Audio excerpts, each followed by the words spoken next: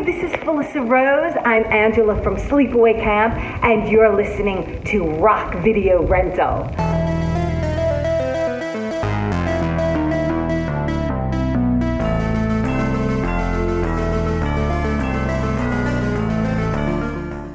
Hey, what's going on, everybody, and welcome to Rock Video Rental. I am Brandon, and with me, as always, is Caleb, and we are continuing on with Rocktober 5. And we're going to be talking about a movie that had a significant impact on me, um, probably way too early on in my life. In a Um, positive way, right? yeah, oh yeah, for sure. Um, Probably sculpted the way that I watch movies now. I've talked about it before. The movie Child's Play, I really wanted to watch like badly when I was younger. And I think my dad finally just got tired of me hounding him because I knew I was kind of like an annoying little kid. So he finally just like bent and let me watch it. And I can't remember if it was something we rented or something he taped off TV. So it was edited. I don't know. But I watched it probably at like the age 5 or 6, and I was having nightmares about it for a couple of years. You and I had very different childhoods at that age. Let me just say that. Yeah, I'm kind of surprised, like looking back at it now, and I'm thinking like my oldest daughter is like she's 5, and she would have no interest in watching this Hey, in the guess first what place. time it is? It's time to Yeah, watch Child's Play. yeah. Like no way I'd let her watch that. Like I actually watched this when she was home sick today, and she was in the other room, and like she came out to like ask me a question. I had to like hurry, scramble, and pause it, and I'm thinking like this is the difference. Like, don't get me wrong, I have very good parents who are very loving and helping, helpful parents and everything. But I was just thinking like, what the heck is my dad thinking? Let me watch this. That's hilarious. Uh, and I probably he should probably he thinks about that and looks back and like, what was I thinking kind of thing. Dude, you know But what? Not to get caught on it, but it is funny the things that you remember that your parents don't. yeah, Because there are some conversations that I've had with mine where I'm just like, you guys seriously don't remember that? this is a landmark moment in my life. My Yeah. dad remembers it for sure because of the aftermath of me watching this. And I'll get more into that when we once we start getting into scenes and everything. But yeah, needless to say, I've seen this movie countless times. And it always kind of left an impact on me, obviously. So I know it was probably a first time watch for you. Oh, yeah. Shocker. But I guess before I get too far into this, I'll introduce the movie. It's Child's Play. It's from 1988. It's directed by Tom Holland, and the plot is a struggling single mother unknowingly gifts her son a doll imbued with a serial killer's consciousness. Imbued is a very fancy word for this movie. Yeah, I think they were thinking that their audience was going to be smarter than they probably are. Taking off their monocle and cleaning it off on their shirt. Dude, I don't Mm-mm. think I've ever heard that word used before. Me either, and I might have to start using that. The cast, we got Catherine Hicks as Karen Barkley, um, Chris Sarandon as Mike Norris, Alex Vincent as Andy Barkley, Brad Dourif as Charles Lee Ray and the voice of Chucky, and Dina Manoff as Maggie. So my little bit about who's in this movie, actually, even just to like kick things off, because again, first time watch and very entertaining for me, was the opening scene Hmm. because you have Brad Dourif, who is also Wormtongue from the Lord of the Rings Two Towers, um, in a shootout with Chris Sarandon, who is also Prince Humperdinck from The Princess Bride, which came out a year before this. Yeah. So yeah, this kind of very interesting because first of all, Brad Dourif is like, I mean, he kind of seems to get typecasted because he just has that naturally menacing characteristic about him. But Yeah, he then, looks like a psychopath, and his oh yeah, voice is crazy.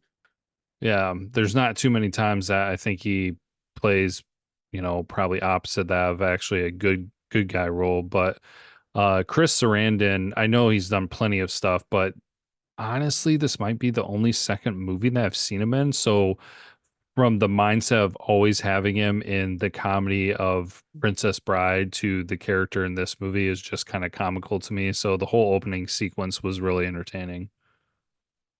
I recognize Chris Sarandon. I've seen him in other movies, but the one that immediately comes to mind, other than this, is Bright Night, and he plays a vampire, Okay. so like an evil vampire. That's also another horror comedy. That's pretty decent. I mean, the first Child's Play movie doesn't really lend itself too much towards comedy. There's some funnier moments in it, and the whole idea of a killer doll like taking over, like overpowering people and killing them is Yeah. absurd to begin with.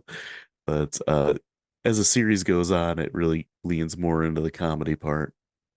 Um, I will say the strength in this movie outside of the acting is really solid. I will say the whole plot of it is, it's like I said, it's a little absurd, but at the same time, it's genius because the idea of a child's favorite toy being possessed by a serial killer and killing people is Hmm. terrifying for a kid, especially. Oh yeah. Well, super original. Yeah. And but my thought was, I don't obviously first time watch, I don't really know the series at all. Except for maybe a little bit of The Bride of Chucky caught on TV one time. Yeah.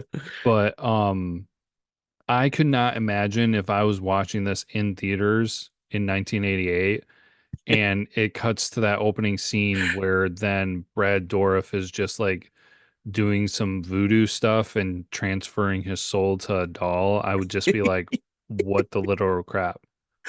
Yeah, that's that whole scene is really unhinged. They start shooting at each other. It leads to this toy store, and there's lots of awesome 80s toys in the store, Hmm. which I was looking around this time watching it and like trying to pick out different things. Um, there's odds and ends of really cool stuff in there. And it's funny that you said that with Brad Dourif never really lending his talents like to the good guy role, when in this movie he plays a good guy doll. Nice. The only other thing I can think of with him playing any kind of like protagonist is in Rob Zombie's Halloween 1 and 2. He was Sheriff Brackett. Yeah. Yeah, where he's more of a good guy. But I mean, like you said, the look of him and his voice just leans towards villain. And his voice work in this is really good. And Hmm. he's just got like the perfect evil maniacal voice that fits a a serial killer. And you have to have a really strong terrifying voice to make a goofy looking plastic doll be intimidating, and he does a really good job of that in this movie. Oh yeah. Well, the special effects, the um work with the doll itself helped that a lot too. But yeah, the combination of the two definitely made for a strong performance of the Chucky character. Yeah, for sure. I got more in trivia and facts about that, like some of the stuff they had to do with the special effects to make them look believable and all the different versions of Chucky there are, but it's pretty cool actually. Um, Rock. Well, so the next scene after the whole voodoo thing, we get like another whiplash where it's like all of a sudden it's like this little boy watching a cartoon and then making his mom breakfast in bed. And it was about this moment where I realized, probably for the first time, like the how much detail and effort they put into this whole idea of the good guy doll. hmm. Because they made a Saturday morning cartoon for it. Like that wasn't, just something that was like brushed over. Like they had to legit have an animation company make a cartoon for this doll that's in this movie.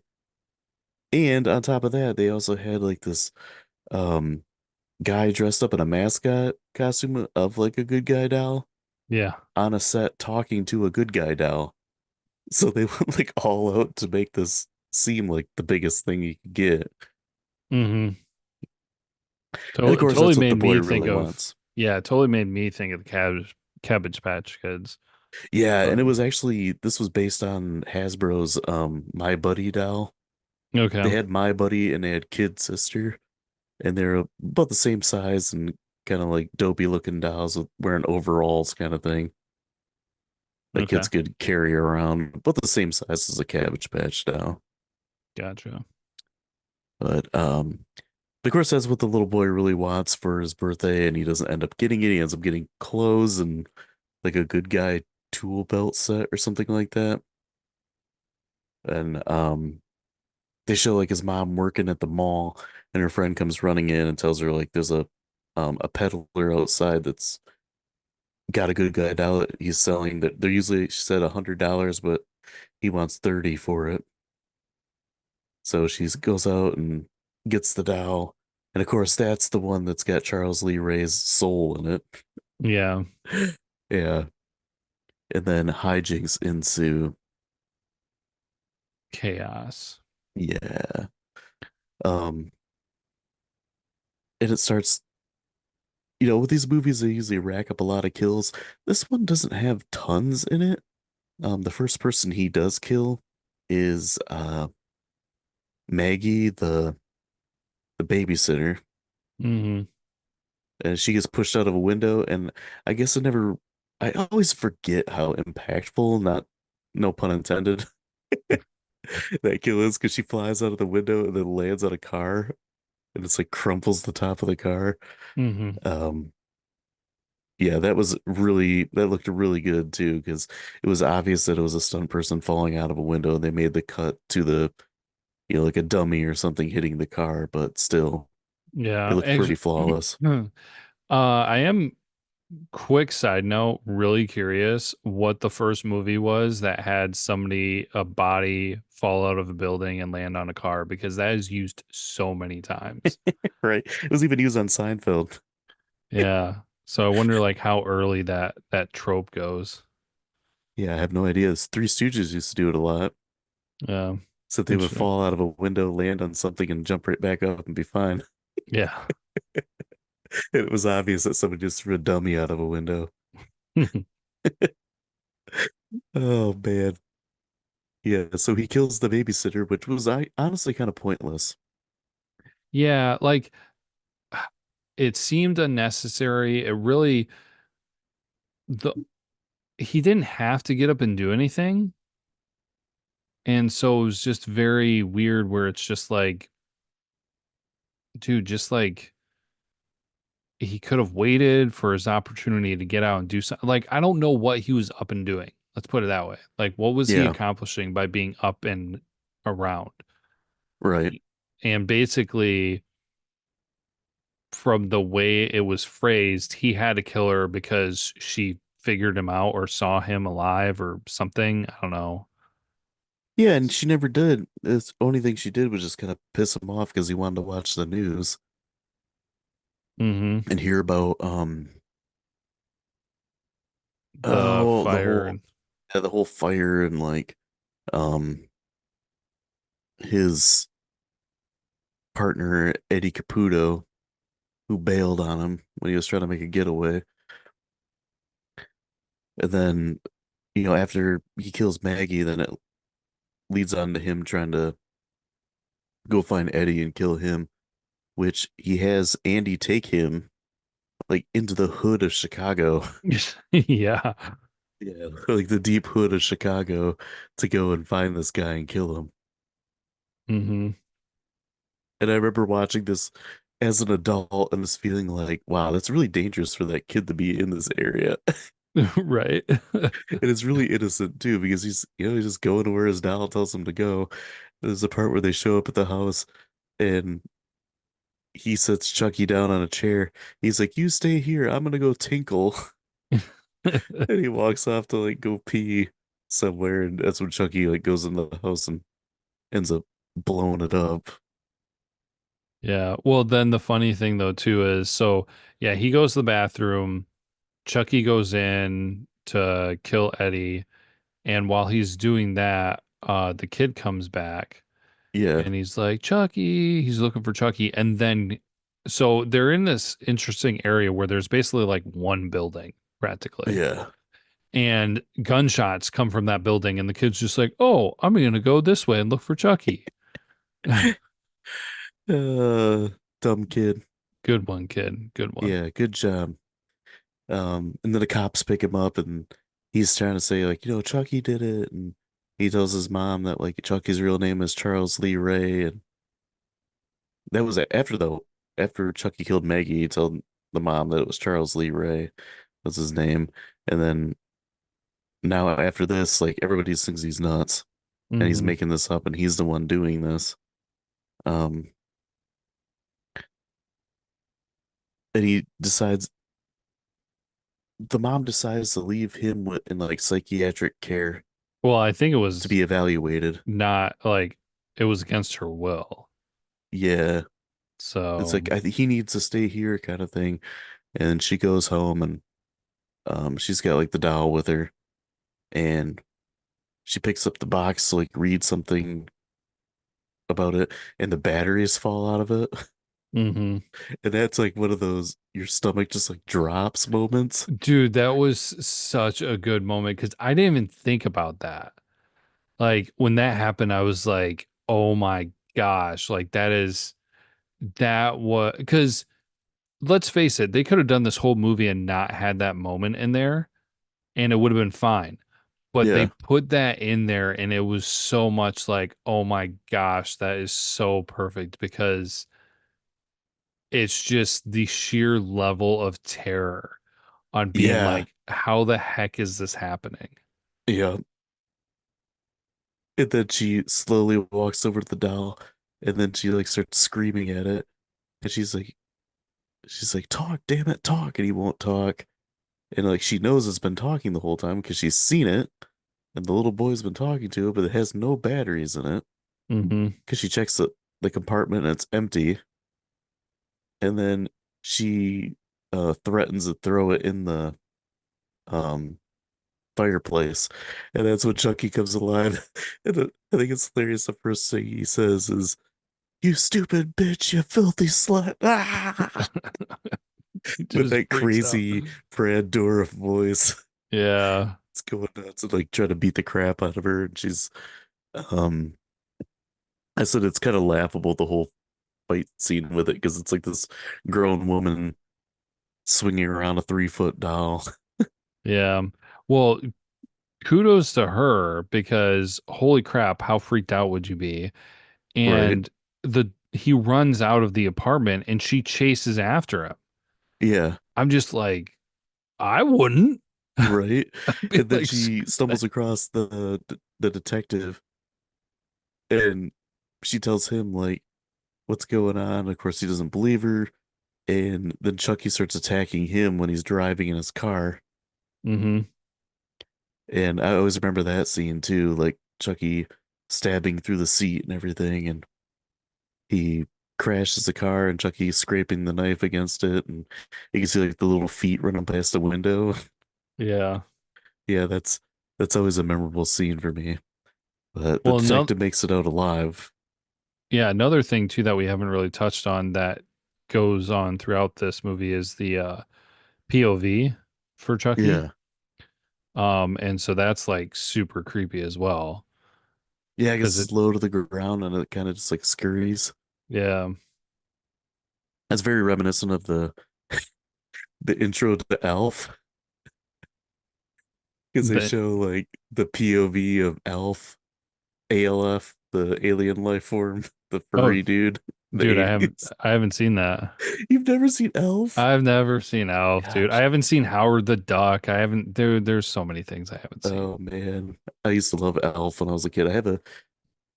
The office I'm sitting in right now has my old stuffed elf up on the shelf. Elf on a But shelf. yeah, Elf on a Shelf. But oh man, yeah, the beginning of that has the POV of like a short person running around, and it's the POV of Elf. But yeah, it's really kind of creepy in this movie. Hmm. And then Chucky gets shot by the detective, and he takes off, and he shows up at this guy named John, who is like his voodoo coach or something, or teacher or something. Voodoo Voodoo guru. voodoo guru. Yeah, say that 10 times fast. Um, and he's like, I got shot. He's like, basically like, what the hell's that all about? It's like it hurt really bad. And he's like, I'm a doll. And he's like, well, you're becoming human. He's like, what do you mean I'm gonna be stuck in this body? And he tells him like basically he has to transfer his soul over to the first person he spoke to. Yeah, which that doesn't make a lot of sense to me. Like, Yeah, couldn't he just transfer? Because, okay, first of all, he transferred his soul to the doll in the first place. yeah. So couldn't he transfer his soul to like anybody else? I don't know. I don't make the rules here. No, I know, but like it just that was my thought where I was just like, I don't really understand why it has to be the kid, but okay. Yeah. But Oh, so then he ends up killing John the voodoo guy by he's got like a voodoo doll and he snaps his legs and arms and stabs him in the heart. yeah.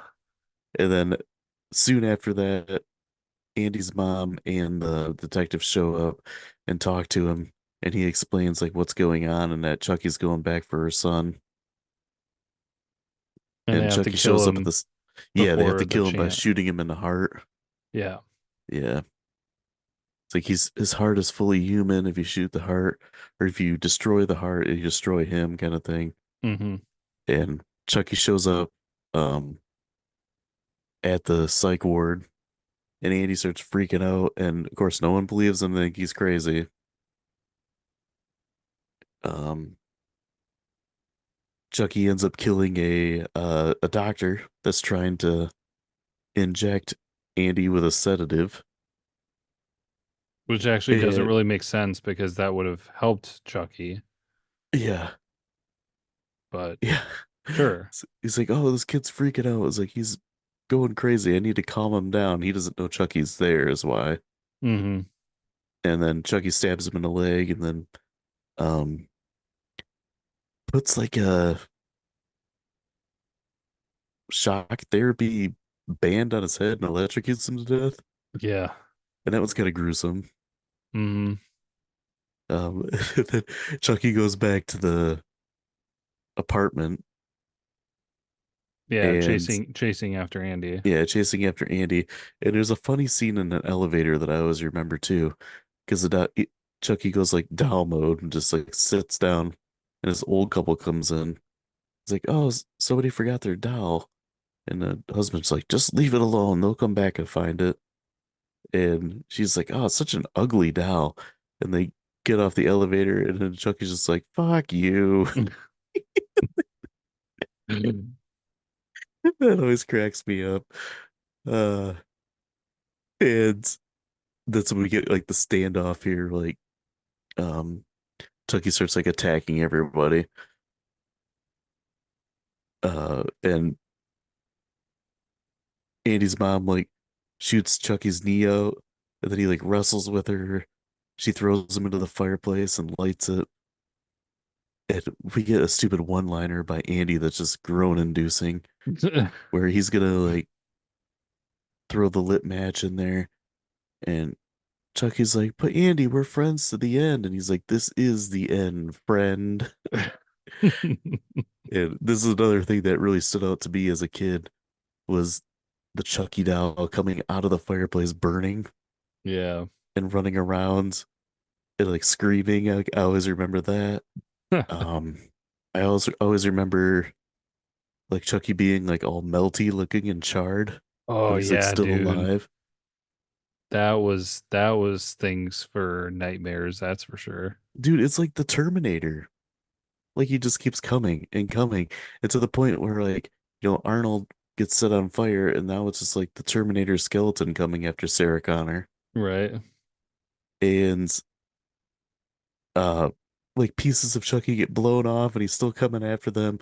Another scene that really stands out to me as a kid was when they're in the bathroom, and Chucky's like stabbing a knife through the door while they're hiding in it. I always remember that. Mm-hmm. And then when Chucky's body parts get blown off, like she blows an arm off, a leg off, his head off, but the body like has one leg and an arm left and is still crawling towards them. Yeah. I like how it can barely move, but then in the next scene, when the detective shows up, like his partner shows up, and he's like, "What the heck is going on?" He's like, "Don't touch the doll." And the guy just thinks he's nuts, so he picks up the head and starts playing with it. And he walks into the bedroom where they're at, and the Chucky's body like pops through the air vent and grabs the Yeah. guy by the throat and starts choking him. Like, how did it move that fast when it was barely even moving on the ground before? Yeah. And then how does it have like any strength left Yeah, to like choke and almost kill a guy? yeah. And that's when the Chucky doll gets shot through the heart and like splatters against the wall, and he Mm-hmm. screams, yeah, and he's dead for now. Ja, ja, ja. Oh man. Yeah, definitely that um the final like battle with Chucky was something that was like ingrained in my mind as a kid. And one of um the nightmares I used to have was that I was going up the stairs at my parents' house, and like I remember Chucky grabbing me by the ankle because he Okay. does that to Andy in it, Yeah. and like in the hallway.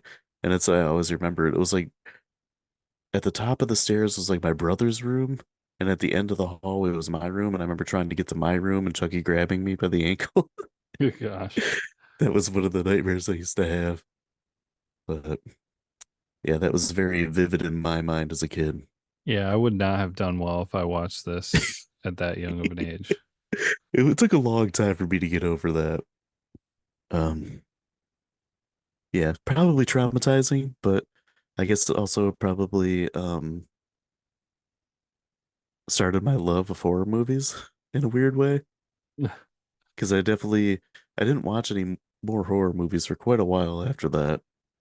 Um, and then it was, I don't know, like fourth grade or something like that when I started watching them again. Yeah. So it was like, I Know What You Did Last Summer kind of brought me back into it. And I really got into slasher movies after that. But yeah. Rock. Um, Other things that were really good in this movie, Catherine Hicks as Andy's mom was Mm-hmm. really good in this, and I feel like that's her performance is kind of overlooked, probably because of the performance of Brad Dourif's um voiceover. Yeah, and Chucky.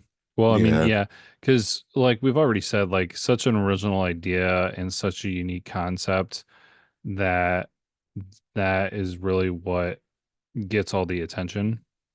yeah, So, yeah.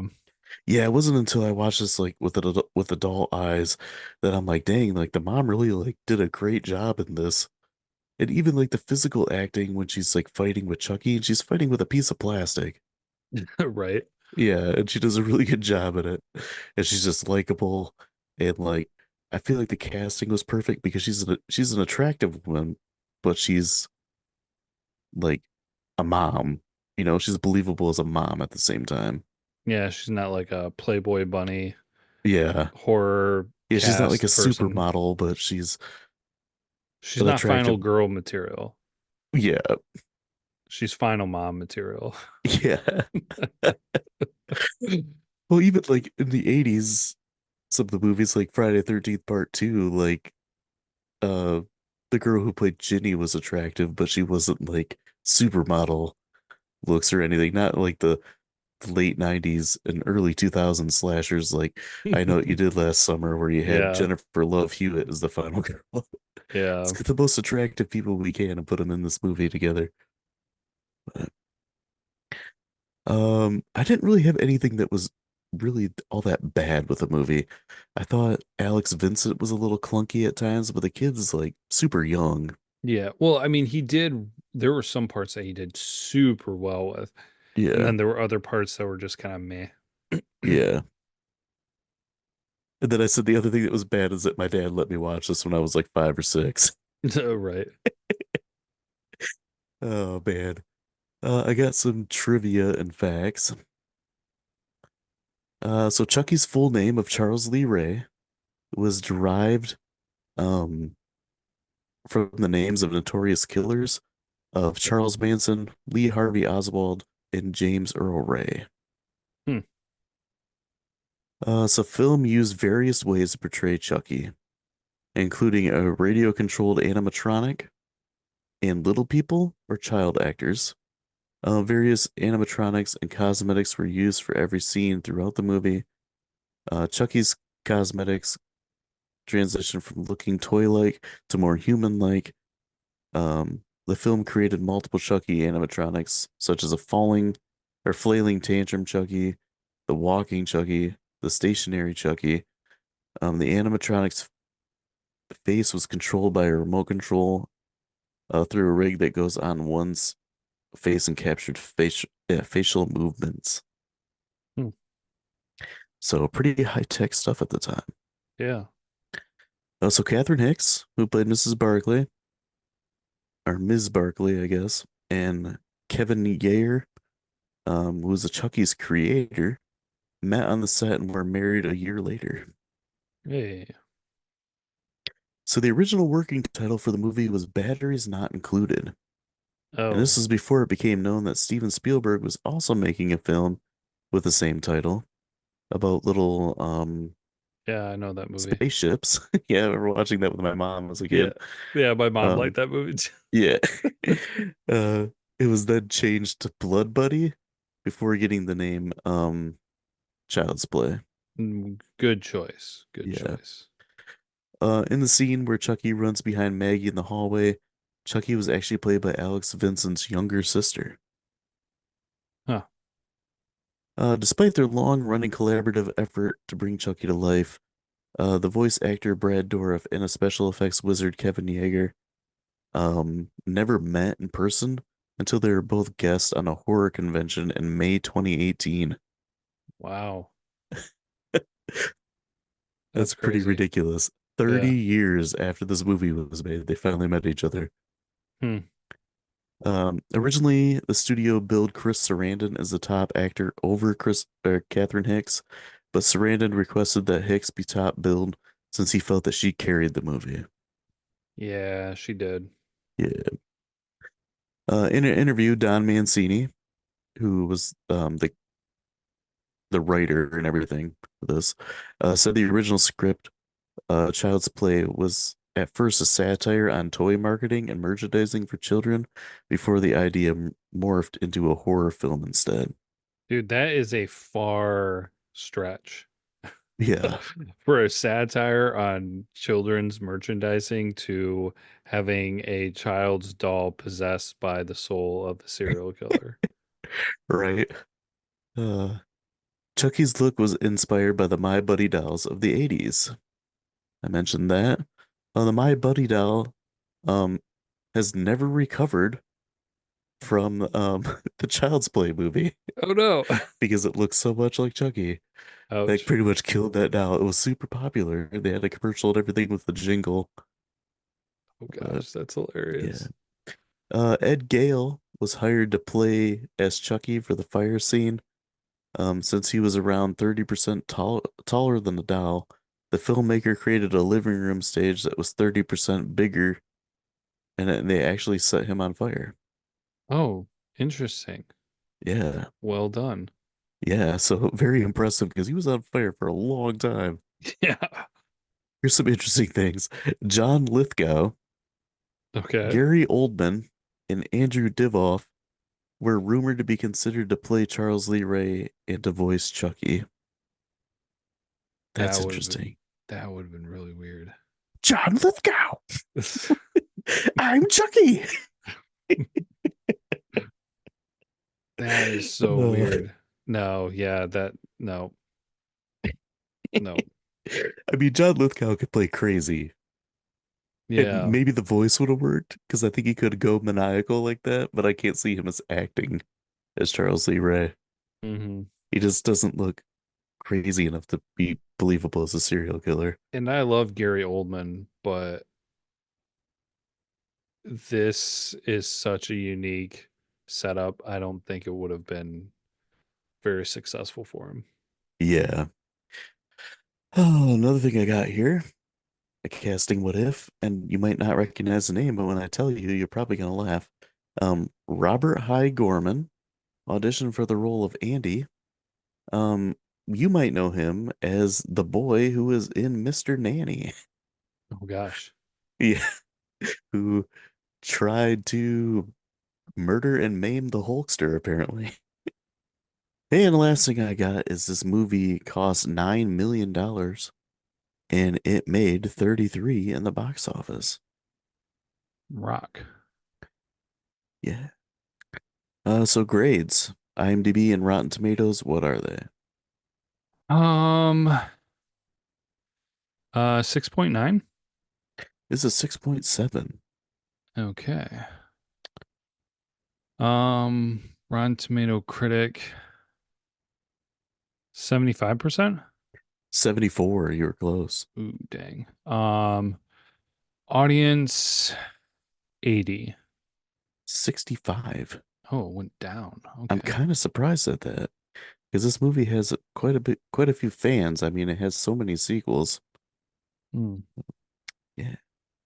I'll go first this time just because I have so much of a history with this movie. Rock.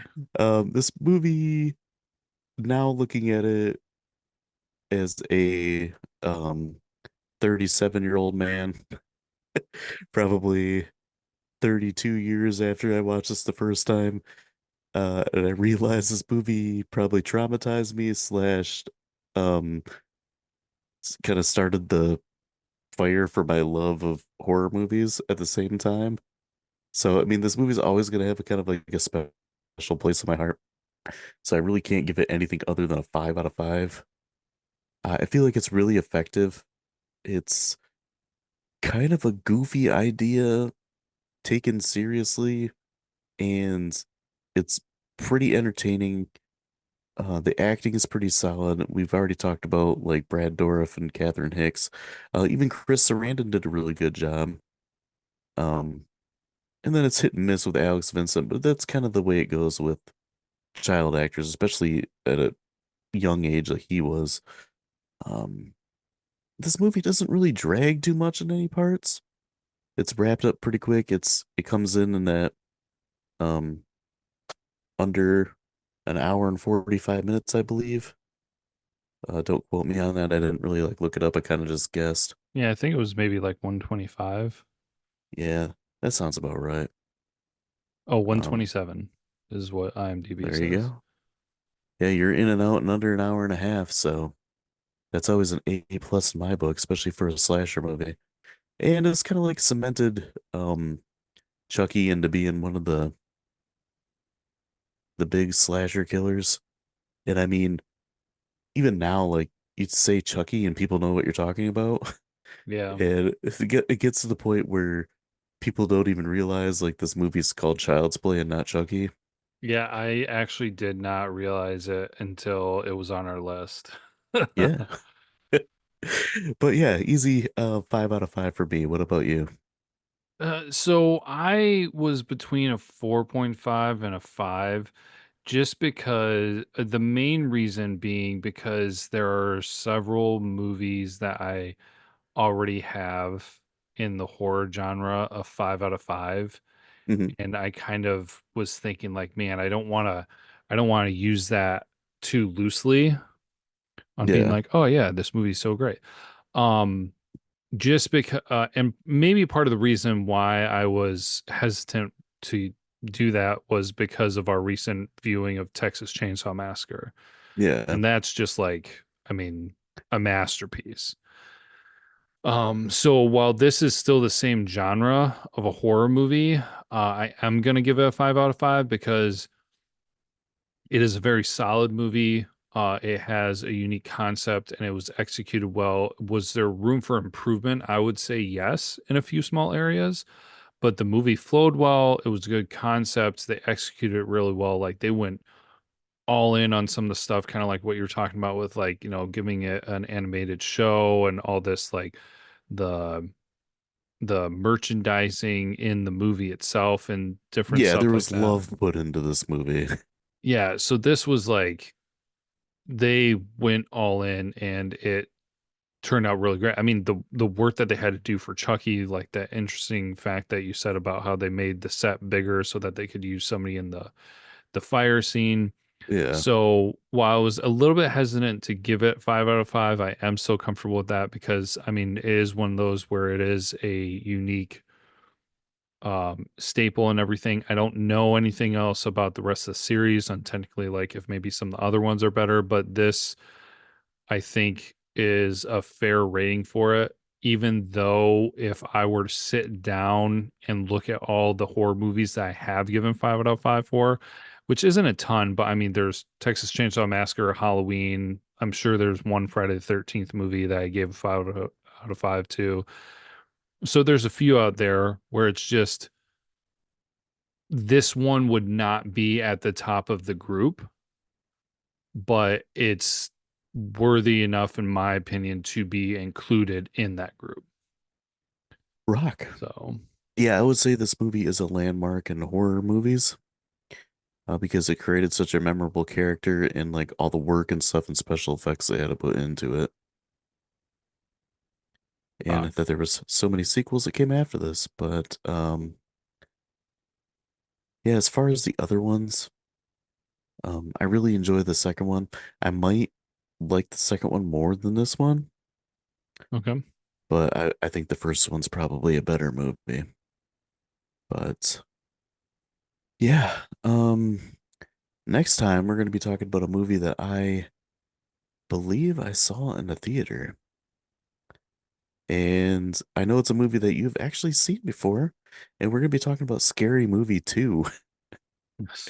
It has been far too long since I've seen any of the scary movies. And I remember this would be a favorite of mine in high school. So it'll be interesting to go back and watch it again. Rock. So if you guys are liking the show, please subscribe and share. Follow us on social media. We're on pretty much every platform. Come by next time. We're going to be talking about Scary Movie 2. And until then, as always, be kind and rewind.